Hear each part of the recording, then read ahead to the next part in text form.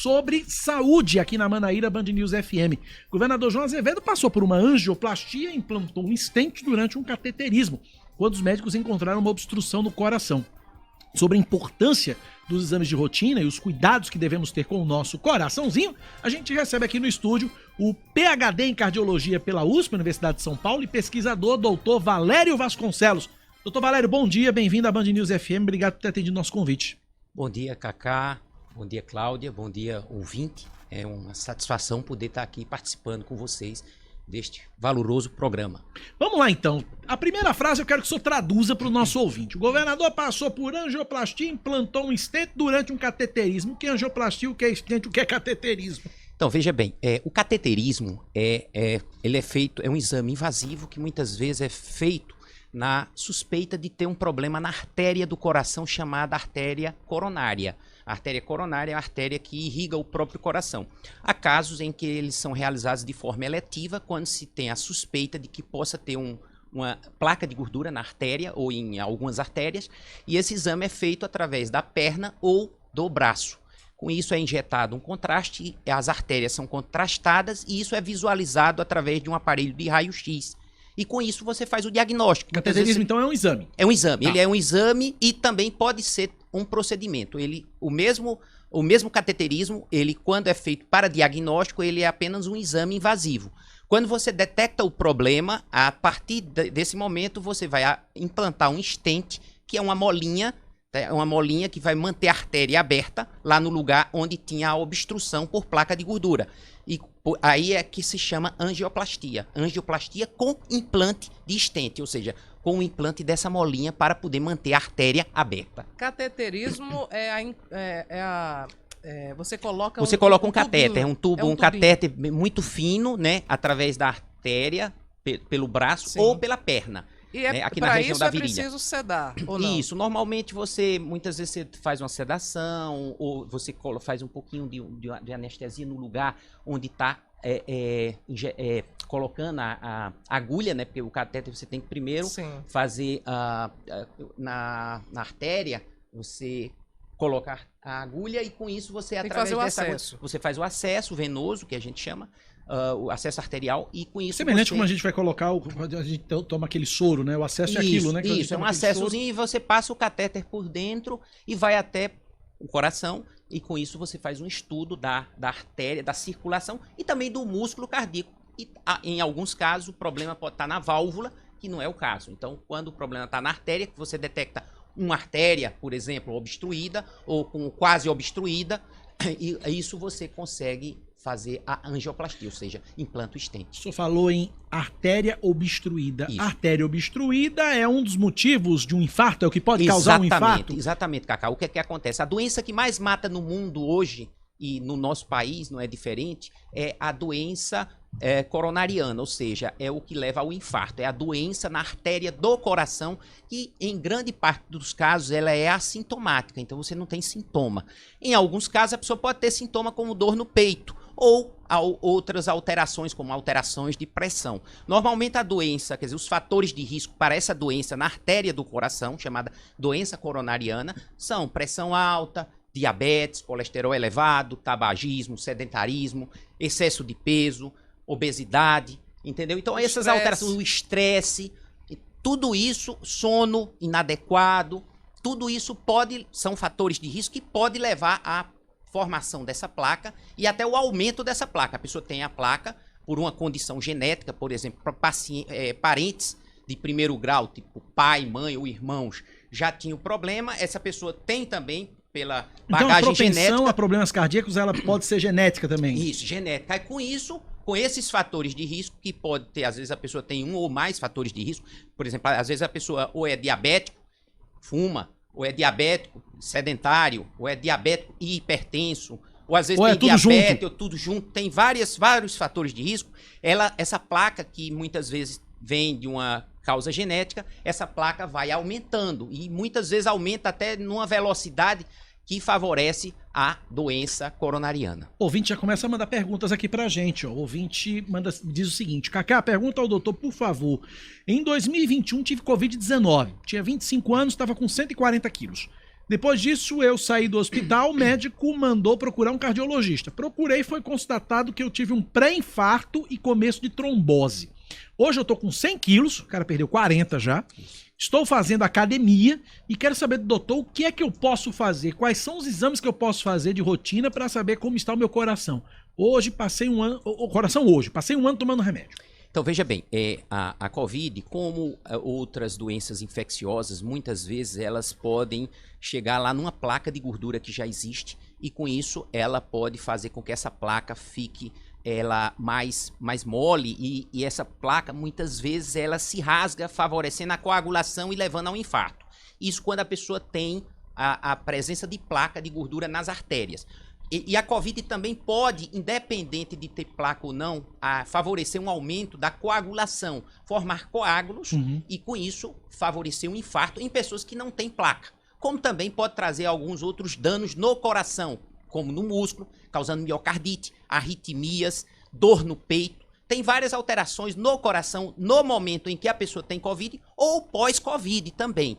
Agora, no caso onde a pessoa teve o que se chama pré-infarto, o que é um pré-infarto? Pré-infarto é aquela pessoa que não chegou a infartar, mas ela tem a dor no peito, que se não for tomada uma providência, essa dor no peito vai acontecer em pouco tempo um infarto. É aquela pessoa que está com dor em repouso.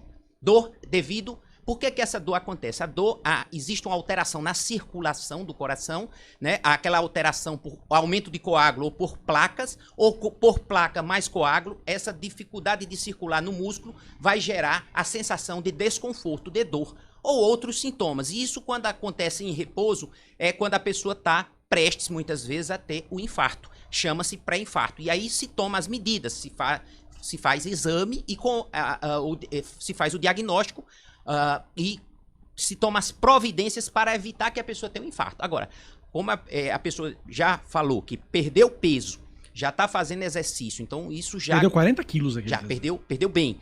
Com isso é importante. Agora, o importante é o quê? É sempre fazer a avaliação com o médico dele e, com isso, se fazer exames. A avaliação, muitas vezes, se faz algumas medidas, né? Medidas antropométricas e também a realização de eletrocardiograma, ecocardiograma e, muitas vezes, dependendo, em alguns casos, se faz um teste de esforço, chamado teste ergométrico e até outros exames, caso esses exames já detectem algum tipo de alteração. Mas os exames estando normais, a pessoa tendo a liberação para realizar a atividade física e continuar fazendo a atividade física, é o ideal. Cláudia Carvalho, que tá toda fitness agora, vai lá, pergunta. Doutor Se Valério, cuidando. eu fiquei até envergonhada depois dessa. Doutor Valério, o senhor falou sobre a colocação de stent. Foi um procedimento que o governador fez ontem. O stent fica lá para sempre? E a outra pergunta, o stent resolve o problema? Quer dizer, a pessoa que coloca o stent, ela pode ficar despreocupada, que não vai ter mais problema ali, ou é preciso tomar algumas medidas complementares? Excelente pergunta. O stent vai ficar a vida toda. Primeira resposta. Segunda é o seguinte, o stent por si só, ele é importante para quê? A artéria, ela tem elástico, né? Ela tem elasticidade. E essa artéria tende a contrair. Então, se você apenas faz a angioplastia, porque a angioplastia é o quê? O próprio catéter que fez o diagnóstico, ele vai lá e faz uma dilataçãozinha do lugar onde tem a placa, ele esmaga aquela placa. E o que é que acontece? Se ele apenas faz isso, o que é que acontece? Há uma tendência dessa artéria voltar com algum tempo. Ao mesmo lugar que estava. Ela pode se contrair e formar o que se chama reestenose. Então, formar a mesma obstrução que estava tendo, que levou ao sintoma ou ao problema, e com isso vai voltar tudo. Então, o stent, ele mantém a artéria aberta, mas os fatores de risco precisam ser tratados. Então você precisa, por exemplo, se tem diabetes, além disso, tem que tomar o remédio de diabetes. Se tem colesterol elevado, vai precisar tomar o remédio de colesterol. Se a pessoa estava acima do peso, vai precisar perder peso. Se estava sedentário, estimular que a pessoa faça atividade física. Se a alimentação não estava adequada, procurar adequar a alimentação. Então tem que se tratar os fatores de risco, aqueles fatores como pressão alta, tomar remédio de pressão. Porque senão a tendência é incorrer em outro problema semelhante. Exatamente. Né? E o uso de medicamento para manter aquela coagulação, que o sangue... Fluida, que não haja coagulação. Então aí você vai usar alguns medicamentos para manter o sangue circular bem. Popularmente se fala afinar o sangue, né? Isso, popularmente se diz afinar o sangue, para que esse problema não volte. O stent é para não deixar a artéria voltar pela contração, muitas vezes da musculatura, do músculo, né? Nós estamos conversando aqui na Rádio Band News FM com o PhD em Cardiologia pela USP, pesquisador, Dr. Valério Vasconcelos. Estou recebendo mensagem aqui do meu amigo Gesiel Cândido, dizendo que é seu paciente, tá elogiando aqui a entrevista. Dr. Valério é meu médico, além de escritor, nacionalmente reconhecido e respeitado. Obrigado, Gesiel, um abraço para você, querido. Dr. Valério, minha pergunta é a seguinte, a gente... como é que a gente identifica, né, que tem alguma coisa errada no nosso organismo? Os sintomas de que está infartando, quais são os sinais, doutor? Então, veja bem, eu gosto... A doença coronária é uma doença, ela tem várias facetas, que a gente diz. O que acontece? Muitas vezes o sintoma é dor no peito, o clássico, o sintoma clássico que a gente chama cardinal, é dor no peito em aperto, muitas vezes indo para o braço esquerdo, ou para as costas. Então não é apenas uma dor no peito? Porque às vezes você sente uma dor no peito por algum motivo. Existem outras causas, dores musculares, por exemplo, dor problema de Como é que vai diferenciar? Uhum. Então, a dor no peito que é provocada por um esforço ou por uma emoção. Aquela pessoa que se emocionou, teve uma emoção tanto positiva quanto negativa, aquela pessoa teve uma alegria, muita alegria, ou teve uma tristeza e teve uma sensação de desconforto, tem que chamar atenção isso. Isso é importante que seja investigado. Ou, por exemplo, a pessoa fez um esforço, subiu uma escada, ou correu, fez um esforço maior do que o habitual e sentiu desconforto. Então, também é uma coisa que chama atenção para a possibilidade de um problema cardiovascular. A gente diz o seguinte, problema cardiovascular, nem sempre a dor no peito é um problema cardiovascular, mas a gente tem que afastar, em primeira linha, um problema cardiovascular para que, claro, se evite a morte. Mas tem casos que tem as dores atípicas, que a gente chama, que, por exemplo, muitas vezes as mulheres, a dor não é tão típica, muitas vezes. Por isso que tem aumentado muito o infarto na mulher. Porque a dor na mulher, muitas vezes, a dor de um problema cardíaco, muitas vezes simula um problema de coluna. Então é uma dor nas costas e muitas vezes a pessoa tem, às vezes, até um problema de coluna também e ela acha que aquela dor é devido ao problema que ela tem na coluna. Como também é uma dor no estômago, muitas vezes simulando um problema gástrico. Por isso que todo desconforto... Quer dizer que uma dor no estômago também pode ser um sinal de infarto? Pode. Um infarto pode muitas vezes se manifestar através de uma dor no estômago. E eu chamo muita atenção o seguinte, que a dor no estômago, quando a pessoa tem palidez e suor frio, corra para o hospital. Meu Jesus. É muito importante. Não é simplesmente a dor, porque tem a dor da gastrite, muitas vezes, de problemas gástricos. Por isso que a gente tem, muitas vezes a pessoa não sabe. E aí eu digo, não fique perguntando, às vezes fica perguntando o vizinho, liga pro primo, liga pro parente. Eu tô com uma dor estranha aqui. Eu acho que isso foi uma comida Google, que eu comi. Não. Vai pro Google, aí o Google diz, você vai morrer. Exatamente. Então eu acho assim, na dúvida, faça uma avaliação. É melhor ir fazer uma avaliação e não ser nada do que ficar aguardando o problema e achando que é isso ou aquilo.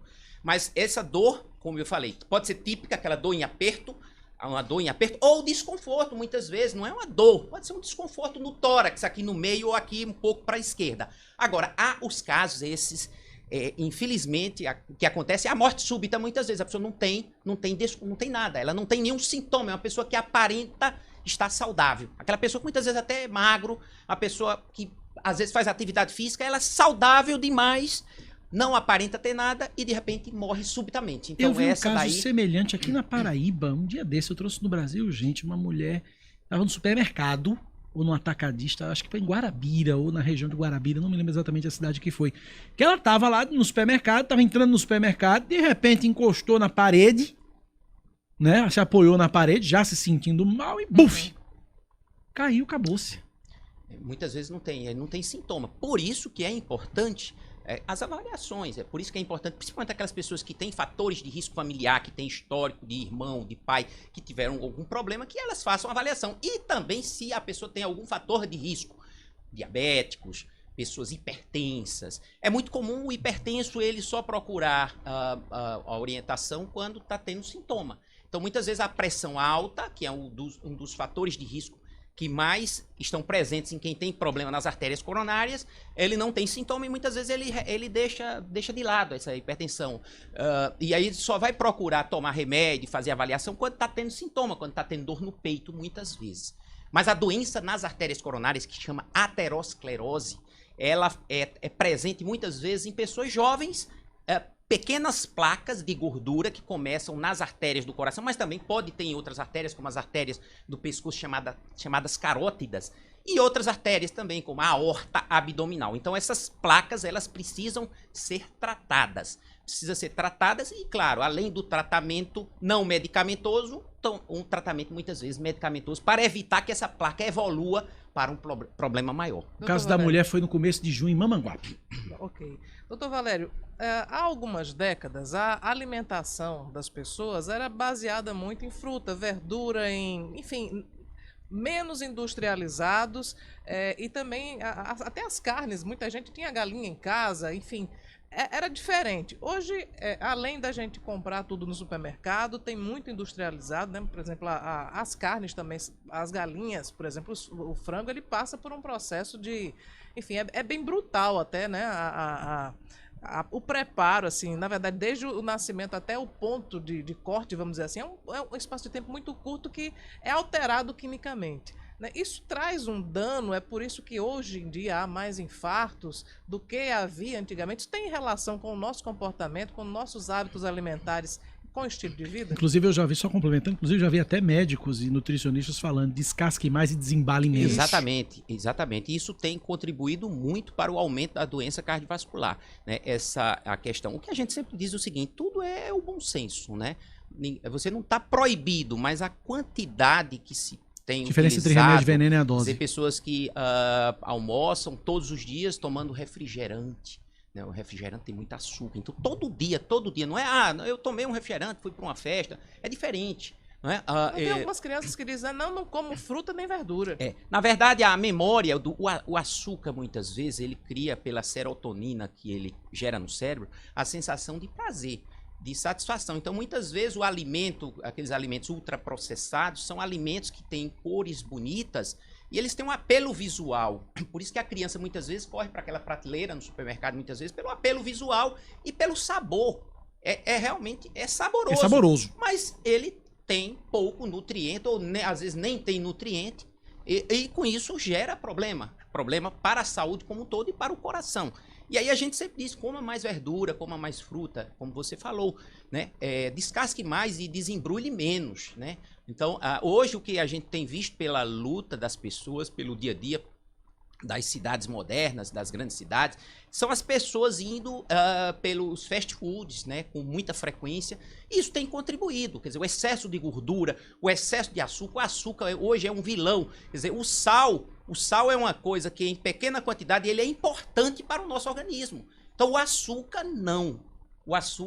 Então o sal, a gente hoje está comparando o açúcar muitas vezes como o que causa também problema cardíaco. Por exemplo, se a gente quiser radicalizar, tirar completamente o açúcar, isso vai trazer um dano para a nossa saúde? Nenhum. Eu não consumo açúcar. Então você pode ficar sem açúcar. Isso muitas vezes o senhor pratica atividade física? Faço atividade forte, física, né? faço triatlo, faço madrugada, estou nadando no mar, pedalando, correndo. Faço atividade física com regularidade, estimulo muitas pessoas a fazerem atividade física, é importante, melhora muito a vida, tá certo? É importante, nós temos uma capital que favorece muito, nossa capital favorece, eu acho belíssimo aqui aquela praia, as praças, quer dizer, favorecendo as pessoas procurarem fazer atividade física, claro, importante, antes de mais nada, fazer uma avaliação e perguntar ao seu médico se ela pode fazer e deve fazer, isso é importante, mas a questão do alimento, você tem que saber a dose de cada coisa. Do mesmo jeito, tira o açúcar, o adoçante traz problema, o adoçante em excesso, aí você tem que saber a quantidade e o tipo de adoçante que você deve conversar com o seu médico. Mas muitas vezes o açúcar ele não é importante para o organismo. É importante o açúcar que está presente no próprio alimento. Aí sim, aquele açúcar que está presente no próprio alimento e outros alimentos que se transformam com o processo no organismo, né?